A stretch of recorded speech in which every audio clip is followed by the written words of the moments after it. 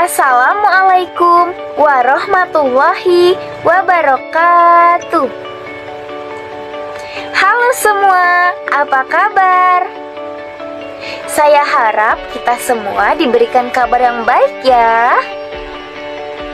Baiklah, perkenalkan nama saya Amrina Rosyada dengan NIM 2120201086 dari kelas PGMI 4 dan dari kelompok 10. Dibuatnya video ini demi memenuhi tugas mata kuliah Pendidikan Kewarganegaraan MI dengan judul Sistem Pemerintahan Indonesia. Baiklah, langsung saja kita masuk kepada pemaparan materinya ya. Selamat menyaksikan. Baiklah, masuk kepada materi kita yang pertama, yaitu Sistem Pemerintahan Indonesia. Apa sih sistem pemerintahan Indonesia?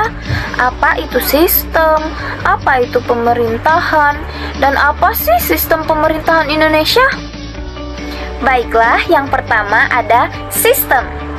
Kata sistem berasal dari bahasa Yunani loh, yang berarti hubungan yang saling bergantung antara bagian yang satu dengan yang lainnya yang membentuk kesatuan, baik dari alam ataupun yang diproduksi oleh manusia. Dan yang kedua ada pemerintah. Menurut sang ahli Eurozonal, pemerintahan atau pemerintah adalah ilmu yang menggeluti studi tentang penunjukan cara kerja ke dalam dan keluar struktur dalam proses pemerintahan umum. Dan yang ketiga yaitu sistem pemerintahan.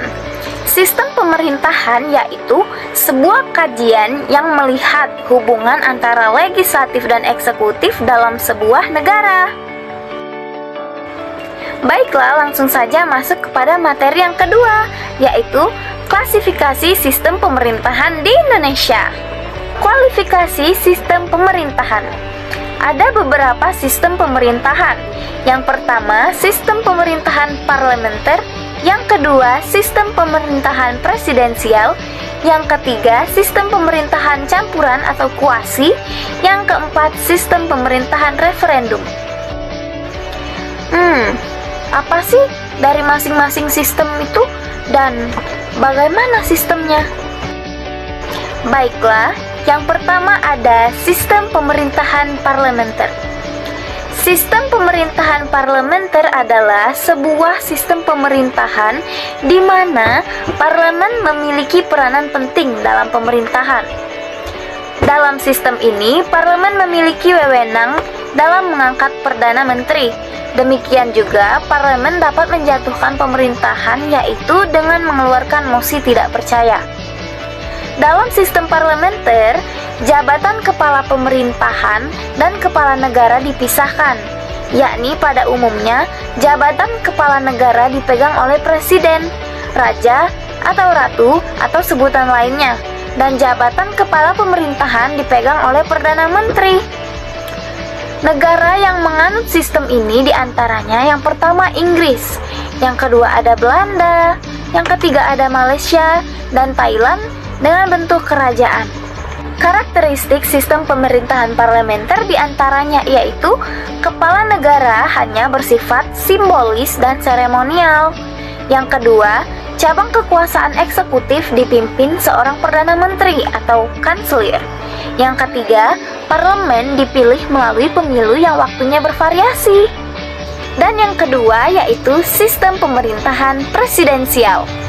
Sistem ini, presiden memiliki kekuasaan yang kuat karena selain kepala negara, presiden juga sebagai kepala pemerintahan yang sekaligus mengetuai kabinet atau dewan menteri. Sistem presidensial menempatkan presiden sebagai kepala negara sekaligus menjadi kepala eksekutif.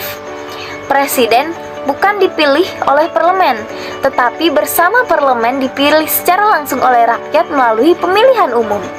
Kedua lembaga ini melaksanakan tugasnya sesuai dengan ketentuan konstitusi dan berakhir masa jabatannya. Dalam sistem ini, penempatan badan eksekutif dan legislatif adalah sama. Dalam melaksanakan tugasnya, presiden sebagai kepala eksekutif atau kepala pemerintahan dan sekaligus sebagai kepala negara yang memilih dan mengangkat menteri-menteri sebagai pembantu presiden. Lalu yang ketiga, sistem pemerintahan campuran. Sistem pemerintahan campuran atau kuasi adalah sistem pemerintahan yang memadukan kelebihan dari sistem pemerintahan parlementer dan presidensial. Dalam sistem ini diusahakan hal-hal yang terbaik dari kedua sistem pemerintahan tersebut. Dalam sistem pemerintahan ini, selain memiliki presiden sebagai kepala negara, dia juga memiliki perdana menteri sebagai kepala pemerintahan untuk memimpin kabinet yang bertanggung jawab kepada parlemen. Bila presiden tidak diberi posisi dominan dalam sistem pemerintahan ini, presiden tidak lebih dari sekedar lambang dalam pemerintahan. Akan tetapi, presiden tidak bisa dijatuhkan oleh parlemen. Bahkan, presiden dapat membubarkan parlemen. Nah, bagaimana sistem ini dapat terbentuk?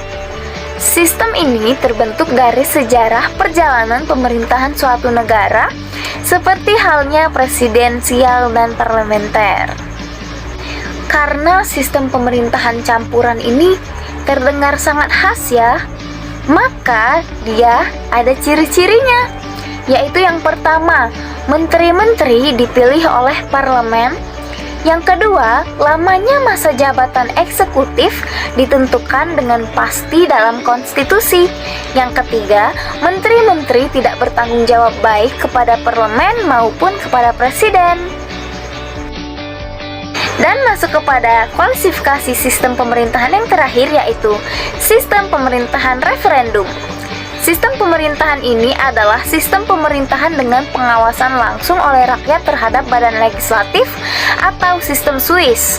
Dalam sistem referendum, parlemen tunduk kepada kontrol langsung oleh rakyat. Dalam sistem pemerintahan ini, badan eksekutif merupakan bagian dari badan legislatif. Di negara Swiss sana, badan eksekutif disebut Bundesrat atau Badan Bekerja Legislatif, sedangkan legislatif disebut dengan Bundesversammlung. Dalam sistem ini, badan legislatif membentuk badan di dalamnya sebagai tugas pelaksana pemerintah.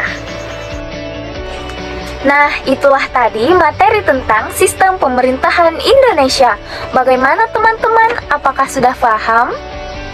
Saya harap kita semua dapat memahaminya ya. Baiklah, mungkin itu saja yang dapat saya sampaikan. Lebih dan kurang saya mohon maaf kepada Allah, saya mohon ampun. Saya akhiri. Wassalamualaikum warahmatullahi wabarakatuh.